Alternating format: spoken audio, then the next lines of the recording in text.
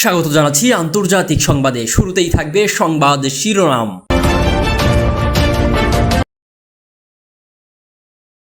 নতুন করে আলোচনা শুরু করতে চায় ইসরায়েল। এরপরই জানিয়ে দেব ইউক্রেনের যুদ্ধের অবসান চান ট্রাম্প, জানালেন পুতিন। আরও জানিয়ে দেব যুক্তরাজ্যের নির্বাচনে বড় জয় পেয়েছে লিবার পার্টি। এতক্ষণ শুনছিলেন সংবাদ শিরোনাম, এখন থাকছে পুরো খবর। ইসরায়েলের প্রধানমন্ত্রী বেনিয়ামিন নেতানিয়াহু হামাসের সঙ্গে জিম্মি চুক্তি নিয়ে আলোচনার জন্য আলোচকদের একটি দলকে পাঠানোর সিদ্ধান্ত নিয়েছেন।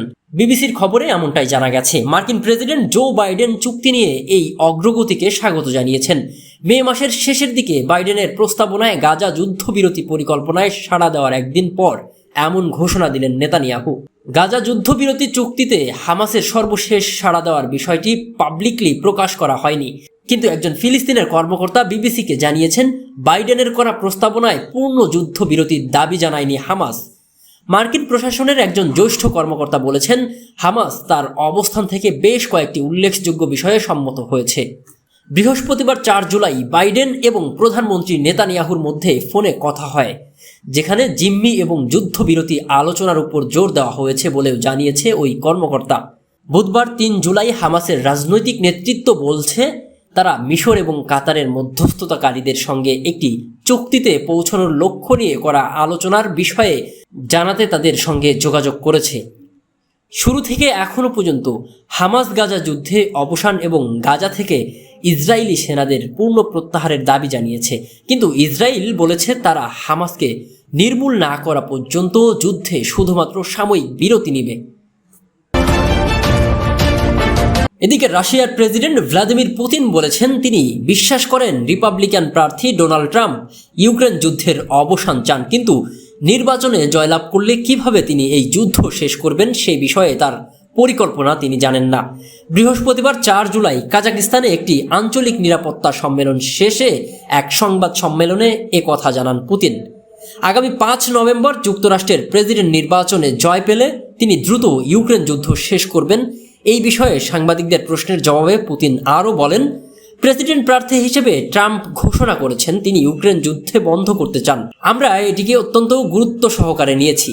তিনি কিভাবে এটি করার পরিকল্পনা করেছেন সেই সম্ভাব্য প্রস্তাবগুলো আমি জানি না, তবে আমার কোনো সন্দেহ নেই যে তিনি আন্তরিকভাবে এটি বলেছেন এবং আমরা এটিকে সমর্থন করি।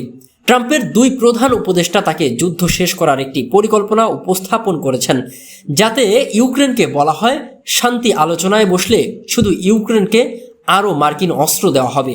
পুতিন গত মাসে শর্ত দিয়েছিলেন কিয়েভ ন্যাটোতে যোগ দেওয়ার উচ্চাভিলাষ ত্যাগ করলে এবং মস্কোর দাবিকৃত 4টি প্রদেশ হস্তান্তর করতে রাজি হলেই রাশিয়া যুদ্ধের অবসান ঘটাবে, কিন্তু রাশিয়ার এই দাবি আত্মসমর্পণ বলে মন্তব্য করেছে ইউক্রেন। পুতিন আরও বলেছেন মার্কিন প্রেসিডেন্ট নির্বাচনের উত্তপ্ত প্রচারণার মধ্যে মস্কো এবং ওয়াশিংটনের মধ্যে গঠনমূলক সংলাপ সম্ভব নয়। মস্কো ফলাফলের জন্য অপেক্ষা করবে এবং নতুন নেতৃত্ব কি করে তা দেখবে। এদিকে ট্রাম্প এবং প্রেসিডেন্ট জো বাইডেন প্রথম টেলিভিশন বিতর্কে বিষয়ে জানতে চাইলে পুতিন বলেছেন তিনি টুকরো টুকরো অংশ দেখেছেন, পুরো অংশ তিনি দেখেননি। এছাড়াও এর আগে পুতিন বেশ কয়েকবার বলেছেন তিনি রাশিয়ার জন্য ট্রাম্পের চেয়ে ভবিষ্যতের মার্কিন প্রেসিডেন্ট হিসেবে বাইডেনকেই বেশি পছন্দ করেন। প্রথম বিতর্কের পর বাইডেনের পারফরমেন্স দেখে নিজের মত পরিবর্তন করেছেন কিনা বৃহস্পতিবার 4 জুলাই তাকে এই প্রশ্ন করা হলে তিনি বলেন, কিছুই পরিবর্তন হয়নি। আমরা কি জানতাম কি হতে পারে আমরা জানতাম। বাইডেন বিতর্কে ভালো করতে পারেননি, যার বিষয়ে প্রচারণার সময় থেকেই বয়স এবং মানসিক ফিটনেস নিয়ে প্রশ্ন উঠেছে। পুতিন জানান বিতর্ক নিয়ে গণমাধ্যমের পক্ষপাতমূলক খবরের খুব কম গুরুত্ব দিয়ে থাকেন তিনি।